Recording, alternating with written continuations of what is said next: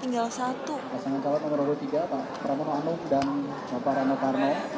Pasangan calon gubernur dan wakil gubernur nomor urut 3 kita akan langsung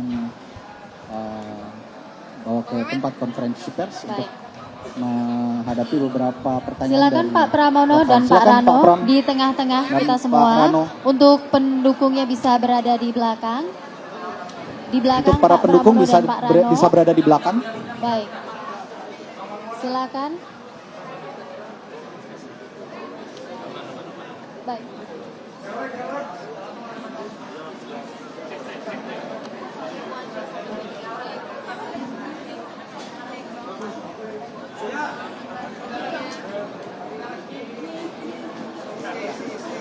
Sambil mohon tenang. Baik.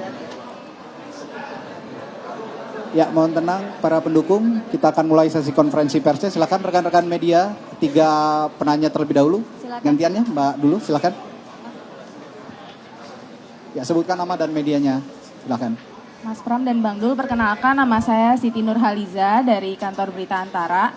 Yang mau saya tanyakan tadi kan terkait 300 miliar untuk UM di Jakarta, itu tuh nantinya bakal difokuskan di bidang apa? Terus nantinya ketika Mas Pram dan Bang Dul menang, itu upayanya menurut Mas Pram dan Bang Dul seperti apa sih untuk meningkatkan penggunaan produk dalam negeri? Lalu yang kedua terkait pasar Tanah Abang, tadi kan perlunya promosi pemasaran itu, menurut Mas Pram dan Bang Dul tuh promosi seperti apa sih untuk kembali menghidupkan dan menciptakan pasar Tanah Abang ini sebagai salah satu pusat perekonomian di Jakarta. Terima kasih. Yang pertama saya ingin jawab mengenai 300 miliar rupiah. Nanti akan kami konsentrasikan kalau memang saya dan Bang Dul menjadi gubernur dan wakil gubernur, terutama untuk UMKM.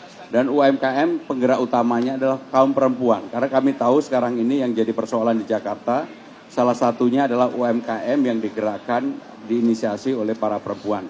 Dengan demikian UMKM-nya itu untuk menengah ke bawah. Yang kedua untuk Tanah Abang.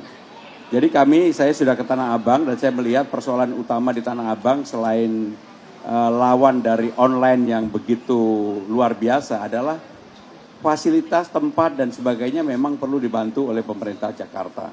Promosi dan sebagainya. Sehingga dengan demikian kalau itu dilakukan, kami yakin dengan kondisi ekonomi yang sekarang ini memang sedang menghadapi tekanan, maka pasar Tanah Abang sebagai pusat grosir terbesar Asia Tenggara pasti akan bisa dibangkitkan kembali. Sehingga dengan semangat itu, kami meyakini bahwa promosi itu menjadi penting, seperti hal-hal yang juga diusulkan oleh calon yang lainnya. Oke, berikutnya. Silakan. Mas yang di belakang dulu. Di belakang. Di belakang, ya. Sebutkan nama dan medianya, Mas. Saya Pandi dari Pos Kota. Bang Dul dan Mas Prab izin masih berkaitan dengan pasar. Ini banyak keluhan dari masyarakat khususnya pedagang tradisional ya. Yang mengeluhkan sekarang ini pasar tradisional itu sepi. Karena banyaknya menjamunya pasar modern. Nah ini bagaimana strateginya mungkin Bang Dul sama Mas Pram untuk mengaktifkan kembali nih pasar tradisional supaya hidup kembali gitu. Saya kebetulan sudah keliling ke beberapa pasar, salah satu contoh adalah pasar Muncul di Jakarta Timur, yang problemnya kurang lebih sama seperti yang ditanyakan tadi. Maka dengan demikian, permodalan itu menjadi hal yang sekarang ini benar-benar ditunggu oleh para pedagang pasar. Ada bantuan dan mereka sebenarnya sangat rajin untuk membayar modal yang diberikan oleh siapapun, termasuk kur dan sebagainya. Sehingga dengan demikian selain permodalan, maka harus dibantu juga sarana dan prasarana untuk pasar rakyat. Karena memang persaingan pasar rakyat dengan pasar modern tidak bisa dihindari dan sekarang sudah terjadi. Maka pemerintah bertanggung jawab untuk relokasi pasar rakyat yang berkembang, yang memang tumbuh dari rakyat, itu harus dijaga. Dan itu menjadi tugas pemerintah daerah, termasuk pemerintah Jakarta untuk menjaga itu. Karena kalau dibiarkan persaingannya apalagi dengan yang besar-besar, pasti pasar rakyat ini akan kalah, pedagangnya akan kalah. Untuk itu harus ada perlindungan terhadap mereka dalam kondisi persaingan yang seperti ini. Pak, boleh tambahan Pak? Mau nanya? Ya. Silakan. Tambahan? Langsung. Ya, silakan Mbak. Silakan Mbak, silakan. Untuk Bang Dul tadi ada salah satu jurus menekan inflasi di Jakarta adalah membangun hunian TOD. Nah, padahal sebenarnya di Jakarta sudah banyak hunian TOD. Namun sayangnya tidak bisa dijangkau oleh masyarakat, terutama di wilayah Jakarta sendiri karena daya beli, kemampuan belinya yang sangat spesifik. Bang Dul terapkan nanti kalau terpilih apa sih untuk supaya masyarakat bisa mengakses hunian TOD itu? Oke, memang Jakarta ini tidak bisa cara lain kecuali vertikal. Itu dulu konsep awal. Kalau kita paksakan dengan bangunan tapak, Jakarta nggak akan pernah selesai menyelesaikan problematik tentang hunian. Nah, memang tapak ini kan banyak jenis.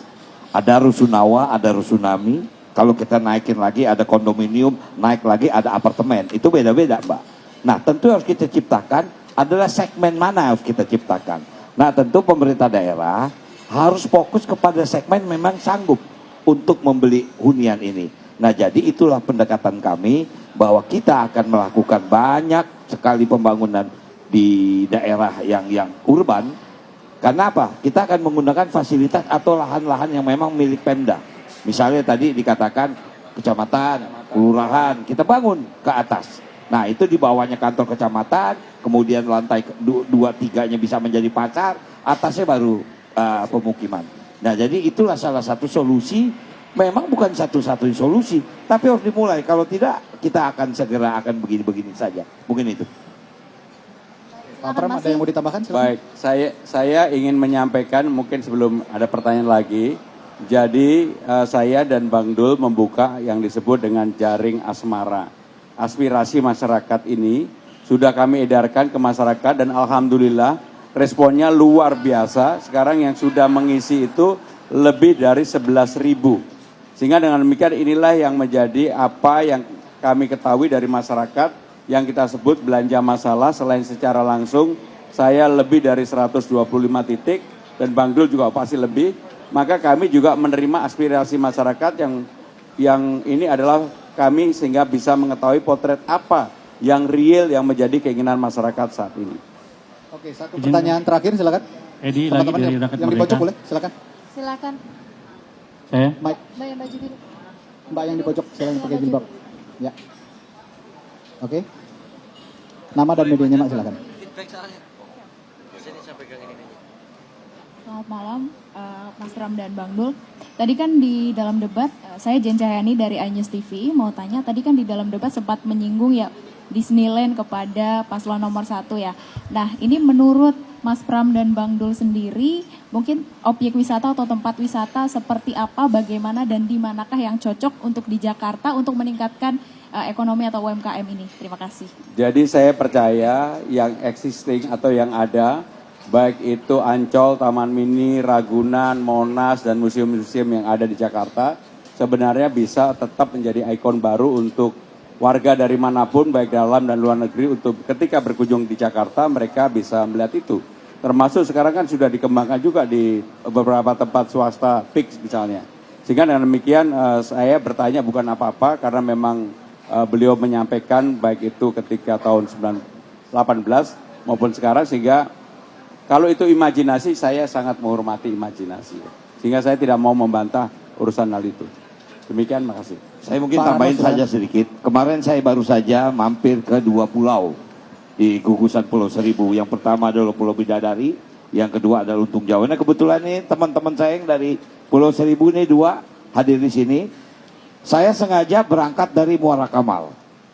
Saya sungguh surprise bahwa pengunjung yang melalui Muara Kamal ini, itu Taman Muara ini luar biasa. Saya juga agak bingung, kok mereka bisa tahu dari mana? Ternyata maaf, dia melalui sebuah aplikasi. Artinya begini, potensi yang ada di Pulau Bidadari dan pulau-pulau lain itu bisa di-upgrade lagi. Cuman memang kendalanya masalah transportasi air, tadi yang saya katakan. Kemudian di sana juga masalah adalah air bersih. Maka tadi saya tanyakan kepada calon yang lain.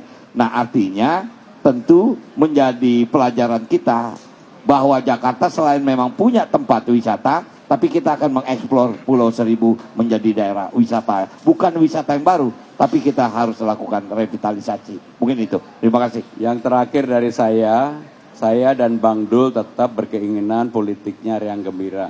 Jadi kalau ada debat dan sebagainya, kalau ada perbedaan, mungkin lebih baik kita selesaikan dengan riang gembira, nggak usah kemudian ada yang sampai ngotot-ngotot. Menurut saya ini adalah bagian pendidikan politik yang dicontohkan oleh warga Jakarta kepada seluruh pilkada yang sedang berlangsung di Indonesia. Terima kasih. Oke, terima kasih. Baik, terima Pak kasih Pramono Anung dan Pak Rano Karno Pramono Anung dan Pak atas Rano pandangannya di Karno. konferensi Terima pers kasih. bersama media. Terima kasih juga rekan-rekan media atas pertanyaannya. Ya. Silakan bisa Bapak. meninggalkan tempat. Terima kasih Bapak-bapak. Mas Pram. Sukses Mas. Ya. Itu tadi pendapat dari atau tanya jawab dari pasangan calon nomor urut 3 Bapak Pramono Anung dan Rano Karno, Bapak Rano Karno. Jelajahi cara baru mendapatkan informasi. Download Metro TV Extend sekarang.